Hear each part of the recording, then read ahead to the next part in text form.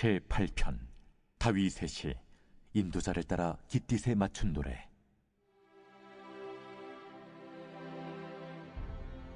여호와 우리 주여, 주의 이름이 온 땅에 어찌 그리 아름다운지요. 주의 영광이 하늘을 덮었나이다. 주의 대적으로 말미암아 어린아이들과 젖먹이들의 입으로 권능을 세우시며 이는 원수들과 보복자들을 잠잠하게 하려 하심이니이다. 주의 손가락으로 만드신 주의 하늘과 주께서 베풀어 두신 달과 별들을 내가 보오니 사람이 무엇이기에 주께서 그를 생각하시며 인자가 무엇이기에 주께서 그를 돌보시나이까. 그를 하나님보다 조금 못하게 하시고 영화와 존귀로 관을 씌우셨나이다. 주의 손으로 만드신 것을 다스리게 하시고 만물을 그의 발 아래 두셨으니 곧 모든 소와 양과 들짐승이며 공중의 새와 바다의 물고기와 바닷길에 다니는 것이니이다. 여호와 우리 주여, 주의 이름이 온 땅에 어찌 그리 아름다운지요.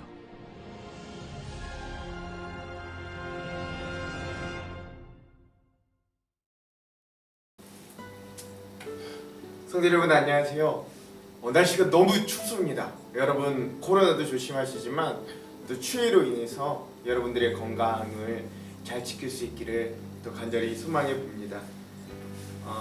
여러분 저희가 이번 주는 계속해서 우리가 좀 이해를 추구하는 신앙이라는 주제를 가지고 함께 좀 이야기 나누고 있고요. 오늘은 그래서 또 그런 주제 중에서 좀 굉장히 어렵고 저도 힘들지만 또 우리가 한 번은 꼭 좀 짚고 넘어가야 될 부분들이 있습니다. 즉 신앙과 과학의 문제에 대해서 또 우리가 좀 함께 이야기를 좀 나눴으면 좋겠습니다. 여러분 우리가 일반적으로 생각할 때 신앙 그리고 과학이라는 건 서로가 아예 연관이 안 돼 있다고 생각하거나 아니면 서로 좀 부딪히고 대립된다라고 생각되는 경우들이 많죠. 예전에 교회 역사에서도 그런 사건들이 몇 번 있었습니다. 특별히 대표적인 사건이 여러분 천동설과 지동설 이게 충돌하였던 거죠. 즉 그러니까 천동설은 뭡니까? 하늘이 움직인다. 지구를 중심으로 태양과 그 하늘 모든 것들이 다 지구가는 가만히 있고 그것들이 움직인다. 즉 하나님이 지으신 이 지구가 중심이 되어서 그 모든 것들은 다 지구를 중심으로 돈다라는 것들은 원래 천동설이었는데 과학적으로 지동설 아니다. 이 지구가 돈다. 그러니까 태양을 중심으로 지구와 또 이런 모든 것들이 돈다라고 하는 지동설이 맞붙은 일들이 있었습니다. 여러분들 재밌는 이 과학 이론 중에서 또 요즘에 거의 정설로 받아들여지는 빅뱅 이론, 그렇죠? 이 세상이 처음 이 지구가 처음 태어났을 때 엄청난 폭발이라는 이 빅뱅에 의해서 이 지구가 탄생됐다라고 하는 이론인데요. 이 빅뱅 이론 여러분 재밌게도 이 가톨릭의 신부님이 과학자이면서도 신부였던 분이 이 창세기 1장 3절에 처음에 하나님이 세상을 창조했을 때 빛이 있으라 라고 하셨다는 것에 착안해서 이론을 생각해내고 만들었던 이론이다. 그래서 여러분 이 빅뱅 이론이요 처음에는 과학계에서 굉장히 조롱과 놀림을 당했던 이론이라는 것도 아시고 계십니까? 근데 또 재밌죠? 참 인생살이 세옹지마라고 지금은 또 종교계에서 이 빅뱅을 잘 받아들이지를 않아요. 과학자들은 거의 다 이거 정설로 받아들이는데 오히려 이 기독교계에서 우리 종교계에서는 또 생각보다 이 빅뱅을 또 잘 받아들이지 않는 이런 부분들이 또 있습니다. 또 여러분 현재는요 진화론 이런 것들이 또 과학과 우리 신앙 종교의 어떤 대척점에 꼭 서 있는 것 같은 느낌들을 주기도 하고요. 또 이 진화론은 또 어떤 외국이나 이런 데서 또 우리나라도 그렇고요. 어떤 이제는 무신론적인 진화론이 아니라 하나님이 진화를 사용하여 우리들을 만드실 수도 있지 않느냐 이런 유신론적 진화론이 이 안에서 또 부딪히기도 합니다. 또 그 안에는 창조과학의 문제도 있고요. 이런 수많은 문제들이 있습니다. 물론 이렇게 보듯이 성경의 내용과 과학적인 내용들이 이 안에서 여러분 겹쳐지는 부분도 있지만 과학과 신앙은 탐구의 대상이 근데 엄밀히 말하면 다릅니다. 과학은 우리 눈에 보이고 만질 수 있는 경험 가능한 세상을 대상으로 대상으로 하고 또 인간의 합리적인 사고, 반복되는 실험, 그 인간이 가진 상상력을 사용해서 만들어내는 거예요. 그래서 처음에는 가설을 세웠다가 그것이 차차 이론으로 증명해내면서 정립되는 겁니다. 그러니까 인간의 지식이 지속해서 발달함에 따라 이게 또 변화되는 거죠. 그러나 신앙은 우리의 눈에 보이는 세상도 다르지만 그보다 눈에 보이지 않는 어떤 근원적인 문제에 답을 줍니다. 이에 대해서 우리가 좀 영상을 하나 보고 갔으면 좋겠는데요. 한 예능 프로그램에 작가, 과학자, 건축학자가 나와서 이야기하는 프로그램이었거든요. 특이하게도 기독교 방송이 아님에도 불구하고 그냥 어떤 종편의 한 예능 방송이었어요. 그런데 이들 중에 반이 무신론자였는데 특별히 그 중에서도 물리학자였던 김상욱 교수님이라는 이분도 자신이 무신론자임에도 불구하고 이렇게 이야기하는 걸 좀 볼 수 있습니다. 한번 보시고 올까요? 잘 보시죠. 천주교 신자들이 학살을 당했던 행미 성읍을 보고 난 다음에 이들이 이야기하는 장면입니다. 잘 보시고 오세요. 제가 듣기로는 한 5대째 천주교였다고 들었어요. 외가가. 네, 그러니까 거의 여기 처음 천주교 포교되고 얼마 되지 않아서부터 아마 신자들이 되셨을 것 같고, 그래서 어렸을 때부터 천주교 전통이 자라났는데 어렸을 때부터 의문이, 아니 그냥 안 믿는다고 하면 되는데 그렇지. 왜 저렇게 잔인한 방법으로 죽을 거라는 걸 알면서 죽느냐는 거예요. 일본에도 비슷한 일이 있었죠. 십자가 밟기라고 우리가 흔히 얘기하는 거는 십자가만 네가 밟고 지나가면 살려준다고 하는데 그걸 안 하고 신념 때문에 죽느냐는 거예요. 그걸 또 죽이냐는 거죠. 그러니까 천주교도들이 국내에서 반란을 구체적으로 모의하거나 실제로 거병한 적이 없는데도 나중에는 6촌, 4촌까지 다 색출해갖고 죽이거든요. 그런 인간의 그 믿음에 대한 증오는 어디서 오나? 이거 어렸을 때부터 참 궁금했어요. 그러니까 유럽 기독교 신자들의 유대인에 대한 수백 년에 걸친 박해와 악행과 이익을 보고 있으면요. 종교가 무슨 인간성을 어떻게 북돋운다든가 믿을 수 없어요. 이런 것도 믿기 어려워요. 아무런 합리적 근거가 없는 박해와 차별을 특정한 인간 집단에 대해서 지속적으로 가해왔고 그게 끝판왕으로 간 게 히틀러 유대인 홀로코스트 아니에요. 그 정도의 비극을 보고 나서야 비로소 정신을 좀 차렸는데 다 없어졌냐면 다 없어진 것도 아니에요, 여전히. 그렇죠. 전 과학자잖아요. 전 무신론자고요. 그러니까 종교라는 그 단어가 저는 굉장히 크다고 생각해요. 그러니까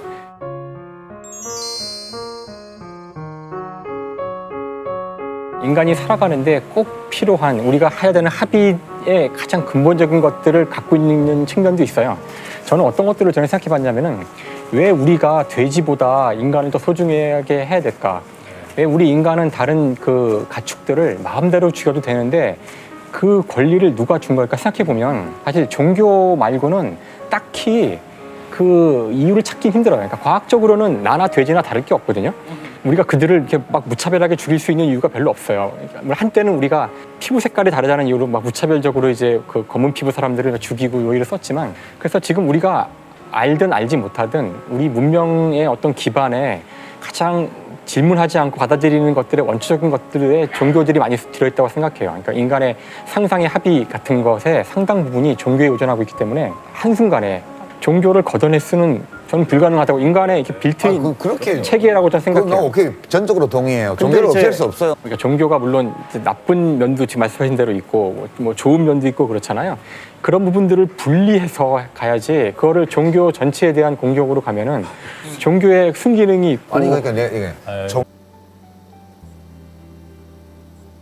이게 여러분 잘 보시고 오셨죠? 이 김상욱 교수의 자기 이야기들을 하는 것들을 잘 보시고 오셨죠? 즉 눈에 보이지 않는 하나님과 과학으로 이야기할 수 없는 가치와 인생의 의미에 대해 답을 해주는 것이 오늘 우리의 신앙입니다. 그러므로 신앙과 과학은 건강한 어떤 긴장관계를 계속해서 가지면서 서로 상호적으로 도움을 주는 것이 바람직해요.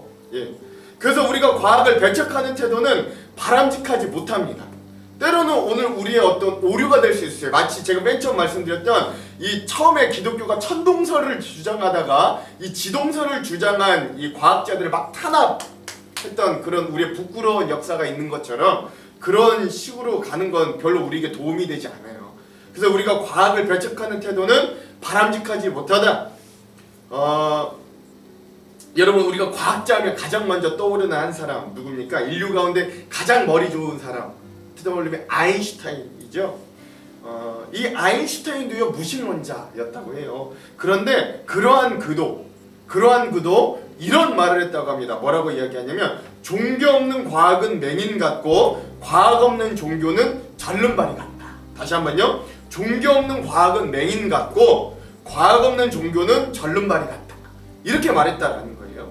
그러니까 우리가 이 말을 좀 잘 생각해 볼 필요가 있습니다. 과학만으로는 방향을 잡을 수 없고 종교만으로는 걸어갈 수 없다. 이 두 가지는 인간에게 꼭 필요한 것이기 때문에 겸손하게 서로가 서로의 소리를 귀 기울이면서 경청하면서 서로가 서로에게 보충해주면서 걸어가야 하는 영역이다 라고 할 수 있는 거죠. 여러분 이번 주 내내 제가 계속해서 말씀드립니다만 이성, 과학적인 사고가 하나님의 영역에 반대되는 영역이 아님을 여러분 우리가 꼭 인정할 수 있어야 돼요. 오히려 그것들이 이 큰 세상 가운데서 하나님께서 우리들에게 주신 하나님의 일부 중에 하나임을 여러분 우리가 꼭 기억하셔야 됩니다. 그리고 여러분 부탁드리는데 여러분 안심하세요. 하나님의 진리가 하나님께서 주신 구원이 과학적인 이론과 체계에 결코 무너질 허약한 것들이 아니라니까요. 예. 그래서 오늘 저는 좀 우리가 과학에도 너그러운 성도들이 좀 될 필요가 있다. 이런 것들을 좀 그리고 우리가 좀 너무 적대적으로 반응할 필요가 없다. 이걸 좀 저와 여러분들이 좀 공유했으면 좋겠습니다. 그리고 성급하게 미리 재단하지 마시고 시간을 두고 좀 더 길게 보고 기다릴 때는 좀 신중하게 기다려서 하나님께서 이 세상을 창조하신 법칙과 질서가 하나님의 형상인 어떤 과학을 통해서도 발견될 수 있음을 여러분 좀 용납할 수 있는 그런 사람들이 되어지기를 소망합니다. 여러분 이 주제가 여러분에게 좀 낯설고 좀 가깝게 다가가지 않을 수도 있어요. 좀 어려울 수도 있습니다. 하지만 이 주제 굉장히 중요합니다. 왜냐하면 우리에게 이제 과학은 현실적으로 아주 가깝기 때문에 그래요. 여러분들이 매일마다 흔하게 사용하는 스마트폰 온갖 과학적인 산물의 집합체가 그거예요. 여러분들이 편하게 타고 다니는 자동차 여러분 온갖 과학적인 산물의 집합체가 그거라고요. 또 모든 인문과학의 영역에서도 우리는 수많은 통찰들을 발견하면서 살아가요. 즉 우리는 수많은 과학 가운데 살아간다. 이 과학을 빼고 우리가 살아갈 수 없다. 이거 우리가 인정할 수밖에 없는 거예요. 우리가 인식하든 인식하지 않던 말이죠. 그리고 우리의 다음 세대들과 자녀들은 이런 과학적인 사고를 자연스럽게 배우면서 살아갑니다. 아주 어렸을 때부터요. 그래서 저는 과학과 여러분 과학과 신학이 타협하자 이런 것이 아니라 이 과학도 하나님의 영역 안에 있음을 우리가 좀 이해하고 우리의 믿음의 저변을 넓혀가는 것이 오늘 제가 여러분들에게 좀 같이 공유하고 싶은 핵심 메시지입니다. 여러분 앞에서도 들으셨겠지만 시편 8편 3절에서 9절의 말씀을 제가 한번 읽어볼 테니까 잘 들어보세요. 주의 손가락으로 만드신 주의 하늘과 주께서 베풀어 두신 달과 별들을 내가 보오니 사람이 무엇이기에 주께서 그를 생각하시며 인자가 무엇이기에 주께서 그를 돌보시나이까. 그를 하나님보다 조금 못하게 하시고 영화와 종기로 관을 씌우셨나이다. 주의 손으로 만드신 것을 다스리게 하시고 만물을 그의 발 아래 두셨으니 곧 모든 소와 양과 들짐승이며 공중의 새와 바다의 물고기와 바닷길에 다니는 것이나이다. 여호와 우리 주여 주의 이름이 온 땅에 어찌 그리 아름다운지요. 아멘. 저는 이 시편 기자의 고백을 보면서 우리가 하나님을 발견하지 못할 것은 세상에 그 어느 것도 없다라고 또 반대로 여겨지게 됩니다. 심지어 그것이 과학의 영역에서라도 말이죠. 특별히 제가 위로를 얻는 부분은 생각보다 많은 과학자들이 하나님을 믿고 살아간다라는 거예요. 만약에 정말로 이 과학과 종교, 이 신앙이 연관이 없다면 여러분 과학자들은 기독교인이 되면 안 되고 과학자들은 모두 다 무신론자가 되어야 되는데 아니요 그렇지 않아요. 생각보다 엄청나게 많은 수의 전 세계적으로 과학자들이 하나님을 믿고 때론 다른 종교를 어떤 이 신앙을 가지고 살아가게 되는 거예요. 그들이 그렇다고 해서 맹종하거나 맹신하는 것이 아니라 자신이 주장하는 과학적인 논리와 근거들을 포기하지 않으면서도 이 신앙을 양립해 간다라는 거죠. 그래서 저는 여전히 과학도 하나님의 한 영역이라는 것을 결코 포기하지 않습니다. 인간이 아무리 뛰어난 것 같아도 그리고 과학이 너무나 놀라운 속도로 발전하는 것 같아도 그 이론들을 촘촘히 살펴보면 아직도 그 과학이 해결하지 못한 놀라운 우연들이 가득합니다. 예를 들어 여러분 아까 말씀드렸던 빅뱅 이론은요, 이제 과학자들이 어떤 지구가 탄생하는 그 탄생설의 정설로 받아들여지거든요. 그런데 이 빅뱅, 이 엄청난 폭발이 일어난 원인이 무엇인가? 엄청난 우연의 확률입니다. 엄청난 확률의 우연이에요, 우연.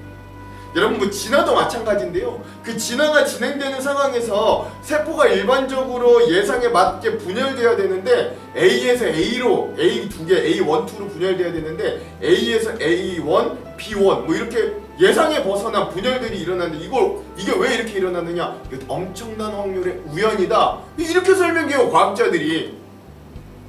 근데 여러분, 정확하고 합리적인 과학에서 이런 우연을 이야기한다는 게 참으로 기가 막히지 않으십니까? 그래서 이 과학이 사기냐, 뭐 잘못됐냐, 저는 뭐 이렇게 이야기하는 것이 아니라 어떤 과학자가요, 이런 과학의 수많은 우연들 속에서 나는 그 속에서 하나님을 발견한다 라고 이야기하더라고요.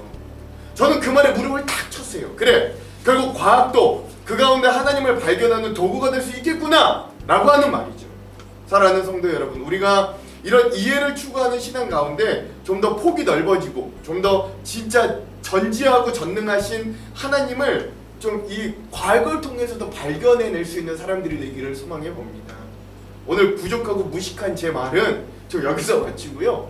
미국의 저명한 과학자들의 고백을 함께 좀 보면서 이 영상을 마무리했으면 좋겠습니다. 그 영상 후에는 박종호님의 여호와 우리 주여, 우리 시편 8편 이 찬양을 듣고 오늘 영상을 마무리하도록 하겠습니다. 그럼 사랑하는 성도 여러분, 오늘 하루도 승리하십시오. 추운데 감기 조심하시고 사랑하고 축복합니다. We are here to talk about big questions. Maybe the biggest question of all. Does God exist? I won't give you a proof tonight, but I hope I will give you some things to think about. Things that have led me from being an atheist to becoming a believer and a follower of Jesus. Perhaps the most widespread fundamental assumption in the intellectual West today is that there is no reality beyond what natural science discovers, and that there is no authority or good higher than the freedom of the individual. Now, both science and individual freedom are good, but followers of Jesus, like me, have a different view. We believe that both the deepest reality and the highest moral meaning, or good, or authority, are to be found in loving relationship. Why is nature regular? Why does it follow regular laws? Why can we understand them?